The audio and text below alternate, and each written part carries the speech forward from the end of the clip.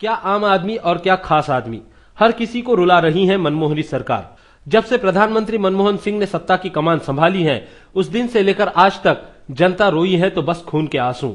महंगाई, भ्रष्टाचार और आतंकवाद का अजगर जनता पर इस कदर कुंडली मारकर बैठा है कि जनता को उससे कभी भी राहत नहीं मिलेगी, ऐसी परिस्थितियां हैं।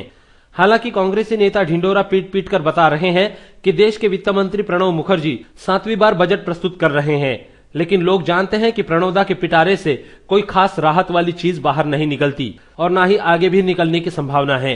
जनता जान चुकी है कि चुनाव से पहले कुछ चीजों के दाम घटाना और चुनाव के बाद उसमें दुगनी वृद्धि करना, यह कांग्रेस का पैंतरा हमेशा लगा रहता है। यही वजह है कि प्रणोदा के इस बजट से आम आदमी कोई आस नहीं लगा रहा था और हुआ भी कुछ वैसा ही।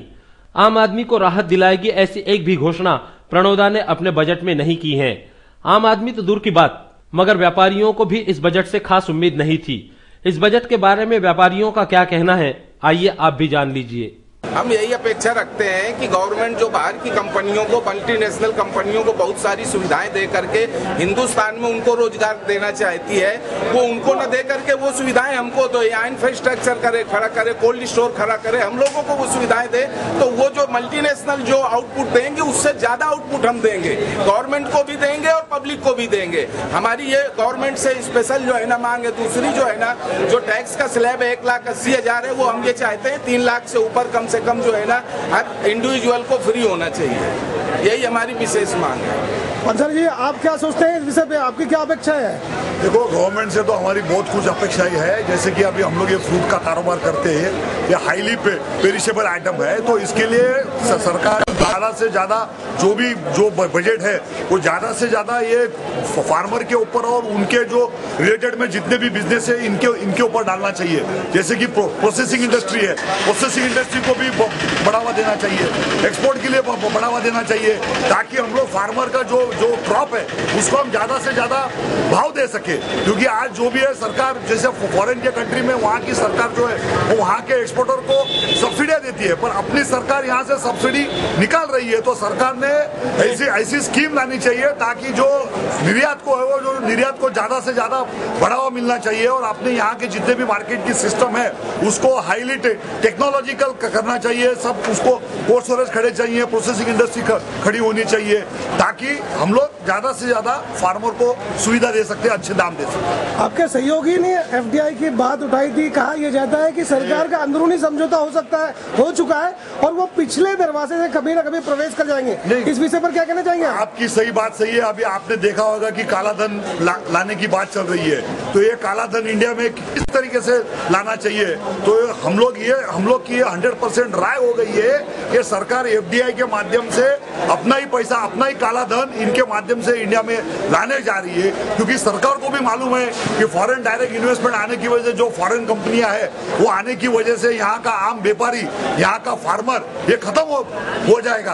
क्योंकि आज अमेरिका की परिस्थिति ऐसी है कि वॉलमार्ट की वजह से वहाँ का जो लोकल व्यापारी है वो खत्म हो गया है, फार्मर भी खत्म हो गया है। तो सरकार अपना जो काला पैसा है ये एफडीआई के थ्रू लाने जा रही है। तो सरकार ने ऐसा करना नहीं चाहिए, क्योंकि सरकार ने, कांग्रेस ने देखा अभी यूपी में कांग्रेस हार गई है। अगर सरकार यही नीति अपनाएगी तो सरकार आने वाले इलेक्शन में कांग्रेस देश में कहां पर भी नहीं आ सकती। सही बात है, क्योंकि ये जो क्योंकि इनको मालूम है कि जैसे कि ये जो जितने भी बड़े लोग आएंगे तो यहाँ के जो लोकल ट्रेडर है इनका क्या होने वाला है। फिर भी सरकार इन्हें क्यों लाना चाह रही है? क्योंकि सिर्फ कोल्ड स्टोरेज बनाने के लिए नहीं पैसा है, इसके लिए लोग लाने जा रहे हैं। ये बात तो हम लोगों को हजम नहीं होती है। सरकार की नीतियों के विषय में और 2012 की जो बजट आने वाली है उस पर आपकी क्या अपेक्षा है, आपने क्या सोच रखा है? बजट का सरकार को एक बात ध्यान में रखना चाहिए कि आम आदमी को सेंटर में रख के और फार्मरों को सेंटर रख के ये बजट होना चाहिए। लेकिन ये लोगों का पोजीशन ऐसा है,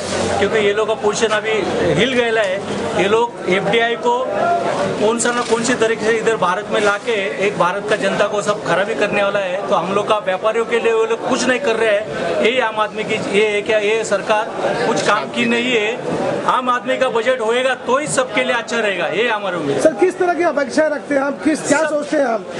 आम आदमी आज पोजीशन ऐसा है कि जो सब जगह भी इतना महंगाई बढ़ गई है कि आम आदमी अपना घर भी नहीं चला सकता है। फार्मर का भी वही पोजीशन है। ये लोग को उसके बारे में कुछ पड़ा नहीं, खाली अपना अपना देख रहे हैं। अपना जो बाहर में जो पैसा है, जो कपिल सिब्बल है, आनंद शर्मा है, ये लोगों को अपना राजनीति खुद ही की चलाने के, ये लोग को दुनिया अपना भारत के लिए कुछ करने का नहीं, खाली फॉरेनर को यहाँ लाके पूरा सब भारत को डिस्टर्ब करने का।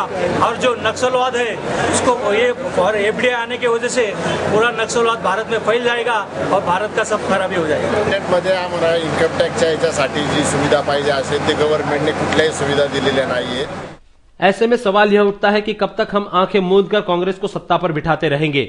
अब समय आ गया है कि जिस तरह से हाल ही में हुए 5 राज्यों की विधानसभा चुनाव में कांग्रेस को कुर्सी से नीचे उतारा गया, ठीक उसी तरह अब केंद्र से भी कांग्रेस को खदेड़ने के लिए आम जनता ने आज से ही कमर कसना जरूरी है। कैमरा पर्सन मनोज चौहान के साथ कर्नाला टीवी के लिए गोपाल शाह की रिपोर्ट।